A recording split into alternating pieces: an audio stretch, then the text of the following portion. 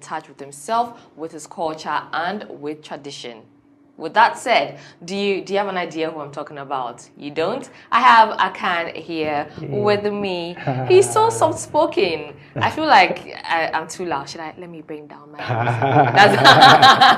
Does that work? Yeah. Are you like this all the time? Yeah, I guess so. Because when I listen to your music and then I see you, it's two different people. Yeah, I know. Totally different people. I know. You get that, don't you? Yes. I mean, if you're closer to me, then you get to see like some part of the other me. side. Yeah. Apart from that, I'm super cool all the time. Me too. I'm a very quiet person. I can see. You can tell, eh? Yeah, very quiet. I don't like to worry people or worry myself. But today I'm going to worry you just a little bit. Now let's talk about your hair. Right? Do you find people treating you in a way they wouldn't have treated you if you didn't have your hair on? Yes. Why are you smiling? Because I've had some experiences. Right. Share with me. So good experience and bad experience. Okay. I've entered a shop and the lady was like, "It's free." Yeah, because of my hair. Yeah. So is she Rasta too? No. Yeah, I think she had a permed hair. Yeah, permed hair. So everything you pick is on the house. That's nice. Yeah, and I also went to a mobile money joint. And I was like, no. You don't say Rastas there. Yeah. So I mean, bad experience and good experience. Yeah. No, but that's crazy. I feel like sometimes it's very sad when we are, tied to our hair, whether the hair color, the hairstyle, it's just really shallow to me. Yes, it is. People get to judge based on like your physical appearance, and so it's just like that, without talking to you, without knowing you, without finding anything about you, and it's just like the way you look is who you are. Over the period, though, I can tell your hair has grown in length, right? Yes. Do you want to share some of your hair care tips or your hair maintenance tips with us? Oh, Charlie. Water I'm every day, not like every day, maybe 2 or 3 days. You spray water on it, oil, and shea butter. Yeah, so you can water, do like oil. What type of oil? There are different types of oil. I want to know if you know your stuff. What I type know of oil coconut oil, use castor oil. I use neem oil sometimes. Yeah. Coconut oil. Yeah. Neem Castor oil, neem castor oil. Yeah. Right.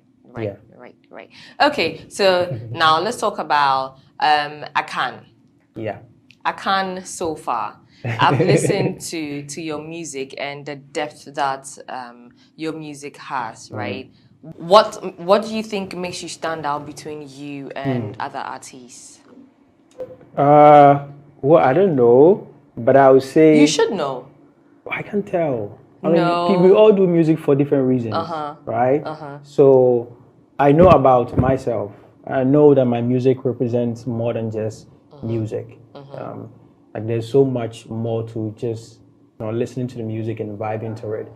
There's something to learn in there. There's something to to inspire you. There's something to educate you, and there's something to also enjoy yourself with. As compared to other music that is just for like just entertainment. So I think that's it about my music. Yeah. Okay. And I'll get to talking about your style as well. In your music videos or when you're making an appearance, I can tell that there's always something African when it comes to you. Have you always been that type of person who's in touch with his roots, or did it come along the line also in relation to the music that you're doing? I think I've always been that guy. Okay. Yeah, I've always been that guy. Yeah, I think so. I mean, looking back, I think I've always been that guy. And realizing how artistic that I am, and putting into consideration every move that I make. I'm building a brand, so I try to make sure it's tied to the brand and also being myself.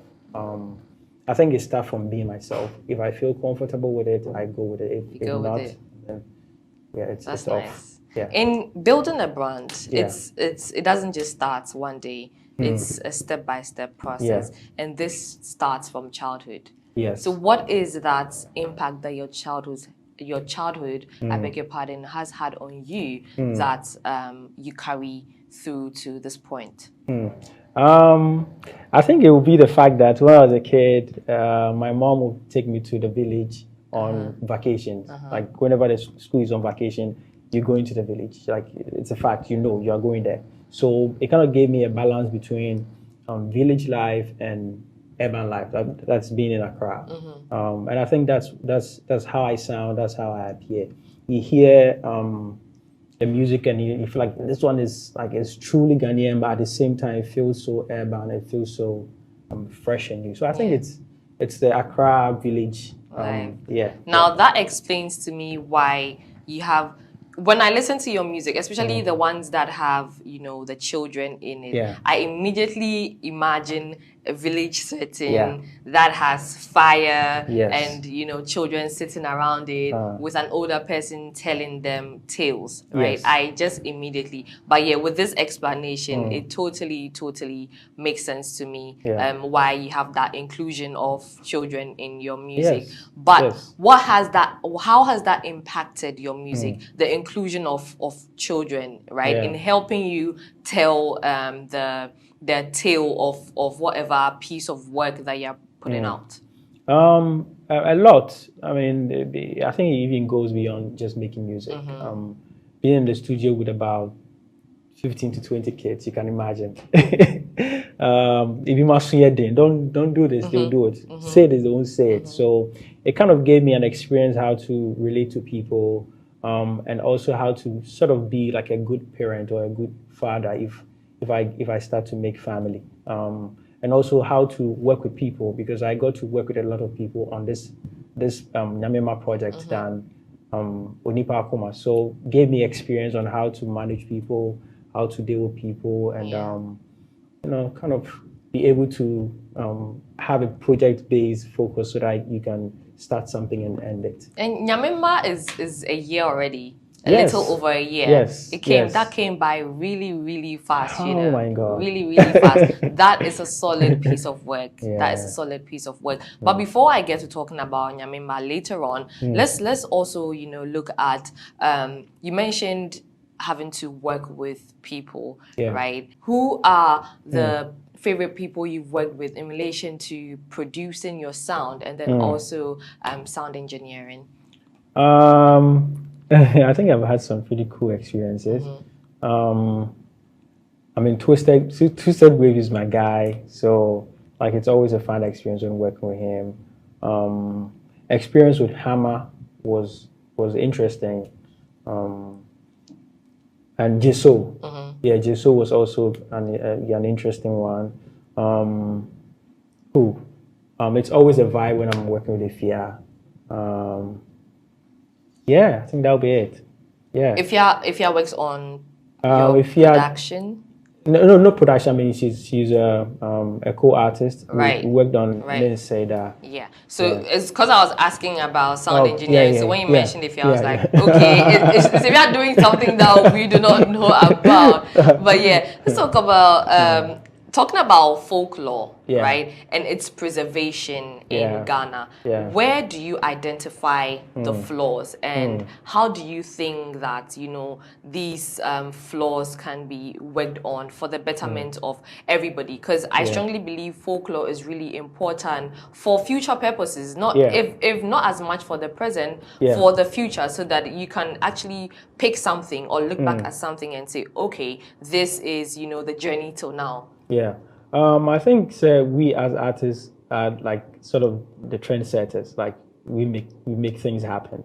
And so when you're an artist, you get to be on the platform, and the light is cast on you. So it gives you an opportunity to throw light on a lot of things. And I think most of young artists should take that opportunity and show some of these things. I think being on the platform is always a good opportunity to exhibit some of these things and let the world knows what we are up to. And I think with the cases of registering and copywriting, these things are also quite important that we should start looking into so that you know the right thing to do and the right thing not to do. So yeah, I think it's about time. It's about time. Yeah. So beyond the music, in which ways are you looking at contributing to folklore preservation beyond music? I think it's deeply rooted in the music.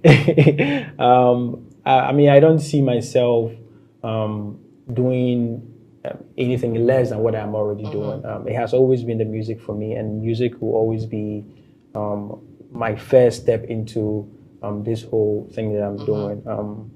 But I'm also quite interested in a lot of design. Okay. So if I get to start my project, I'll be hopeful to put in a lot of artistic designs. Yes. You know why I asked beyond the music? Because you are a very good storyteller, right? You're very good at storytelling. So I'm looking at a thing as writing a book. Oh. Right? That's what I am looking at. So I was expecting that type of answer that you're going to say, oh, beyond music, I'm going to have a book. But since that isn't in your plan, should there ever be a time? Should there ever be a time that you write? So I have a kid's book that I'm working on. There's one in the books. It has there just has to be one in the books. No, really, because you can't be this good at storytelling and writing and not want to, you know, put it in a solid piece. But that's for the future, though. Okay. For kids. Does it have a title yet? No. Okay. No. I don't want to rush it. So yeah. How long has it been in the works? After Nyamima, I think a year now. Okay. Yeah. Still putting ideas together. I want to be able to read to my kids one day. So I think it's. And I think you do a good job at that. Because I don't see how you relate to the kids in the studio, even though like you've now gisted on how things go in the studio, but I've heard how you relate to them, how you break it all down to them. And so I think you'd be a good dad in wanting to read to your children. In wanting to read to your children. Yes, you do so good at that. You do so good at that. But how soon should we? I know you've said you don't want to rush it, but I want to read it. I'm not a child, but I definitely want to read it because I know the knowledge that you're going to put in there. Okay. Fingers crossed. Of course. Yeah. Okay. Yeah. So Nyamima. Yes. Right. I did mention that Nyamima has been in and around, right, for a little over a year. How far has Nyamima taken you? Because I've listened to that song over and over. I mean, the album, rather, over and over and over again. And when I listen to it and the blend, you know, because one song, it's about life. The next thing is a dirge. The next thing is teaching about how to carry yourself through life. The next thing is teaching wisdom. It's just diverse to me. So how far has Nyamima taking you? Charlie, like so many milestones. But the most dearest would say helping me change my name from I changed from my older name to Akan. No, to Kwabenapia, which is like a full Ghanaian name. Changing my government name. Right. I thought you meant, your name on socials. You did change that as well. So I thought that's what you were referring to. No. Changing like my name, my government name to a Ghanaian name. So now you're just sticking to Apia. Apia. If somebody doesn't even know you're called Apia, right? Just by listening to your songs, we will know because there's that repetition of Koapia. Koapia. It just resonates over and over and over in all of your songs. Yes. In all of your songs. Yes. So looking at the genre, right? The high life genre. Yes. To me, I don't want to box you in as, a high life artist or an alternative artist because you have range. Yes, I do. Yeah, you do. I like that. Give me 5. I like that you accept it because you do. You are such a pure talent, right? Yeah. So I do not want to box you. But if you have to sit and say that I want to be called this type of artist, how would you refer to yourself? I think I don't know yet. I don't know, honestly. But I think it's a good combination of hip life and high life. Some palm wine music as well. I hear that in there. Yes. Yeah, and I'm hoping that one day I could find a name. Yeah, because I think it's something refreshing, and it deserves a name. Yeah. Surely Yeah. deserves a name. Yeah. Now, one thing you also deserve is global recognition. Yeah, I do. Right? You do deserve global recognition because of the depth you have as a talent, right? But do you think that that hasn't happened yet because you've chosen to, stick strictly to rapping in Chi? Yeah, rapping in Chi. I know that in Wokai there is some Ewe in there, but largely it's Chi that we hear, right? Has that just put some type of cap on your blowing globally? Well, I think what it does is it gives you majority of your audience become Chi speaking people, and that'll be it. And I think there's Chi speaking people all over the world. But then again, I believe if I was if to say I was performing in English, I would reach a bigger audience than Chi, like rapping in Chi or performing in Chi. And so doing, we are also putting things in place to get more people to understand it. And we are doing like translations, we're doing stuff like that to help it. But apart from that, we are also putting that into consideration and see how it goes. Because I think you do good. You do even better, right? You're doing good. You're doing amazing. Not to say you are not, but you do better. If you have to, do that whole. It's just a fine blend. I mean, come on, Burna Boy does it. We have so many other artists that do that fine blend, right? Yeah. If there's at this point that our music is going now, I feel like if there's a line that people can just grasp and then sing, it should be something that they also understand. Yes, you get what true. I mean? So just consider Yeah, that for us, please, so that you move outside. This, the Ghanaian walls, and then also you did mention that having Ghanaians to listen outside of Ghana, but they also speak Chi. But reaching audiences that are not Ghanaian, that is also really, really important, right? True. What are you putting importance on now? So I have a concert coming on. The Nyamima concert. So fully focused. I'm also working on the next project. So I've been in the studios. Why are you smiling? He says I'm working on the next project with such a smile. I'm so excited about it. Do you want to tell me about it? No. You don't? No. Not even just a little bit? No. Okay, I'll look forward to it. I'll definitely look forward to that. Yeah, but I know it's some really good music. I'm excited about it. And next year, I'm going to travel around. So yeah, we're working on it. Yeah. Great. Yeah. Great. And I'm looking forward to that as well. You touring. Yeah. I'm really, really looking forward to that. Yeah, next year it's happening.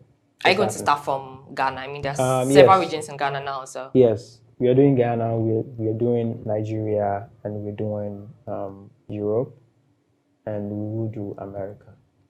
Yeah. Okay, so let's look at your writing game. Yeah. Right. When you have to write, especially with Wokai, right? Let me just bring it to that, since that is your most recent body of work. What were the most difficult lines for you to put together? Wokai. Yeah. Wokai was an easy one. Okay, so now let's go to what's your most difficult song putting together has been. That should be that's Tum Tum. Okay. Yeah, Tum Tum. Tum Tum, was that named after your manager? Did your manager inspire that, since he's called Tum Tum? I guess. Okay. So I think it was just challenging in the sense that I knew it was a very delicate subject, and I wanted to make sure that people don't get me wrong, because it was about how like who was first to be created? Is it white people? Is it black people? And how black people turned into white and what, and all this blah blah blah. So I knew it was a very political subject, and so I had to take my time. Sometimes I'll write and skip to the next song, and write and then come back to visit the song again. I think it took me much time to write Tum Tum than any other song. Any other song? Yeah. Okay. Now that will bring me to writing. Yeah. Do you just up and you know put your thoughts together without writing? You know that there are people who get a beat in their head, they go to the studio, they do the recording, and they're out, right? Yeah. But for you, yeah, is there any of that? Do you actually put it together? Do you write it down, or you just up and go because it's all in your head? You come across to me as a really smart man. Yeah, because I don't know. I think people need to just go and really listen to your songs. They do. They need to really listen to it to get what I mean. No, I have to put it down first. Go over it over and over. Yeah, because Chalechini sometimes that's exactly what I'm saying. Because I can listen to it, I'm like, okay, no, let me take it back. I have to listen to this again. What does he even mean by what he's saying? Yeah, Chini sometimes ending. So you write it down, you rehearse it. Sometimes you have to pronounce the words like one so that you can pronounce it well. To be able to perform it and record it. Yeah, so mature. Sometimes it takes me a month to write one song. Sometimes 2 days. Yeah, it depends. It depends on what. Yeah. On the vibe, and yeah, I think it's a vibe.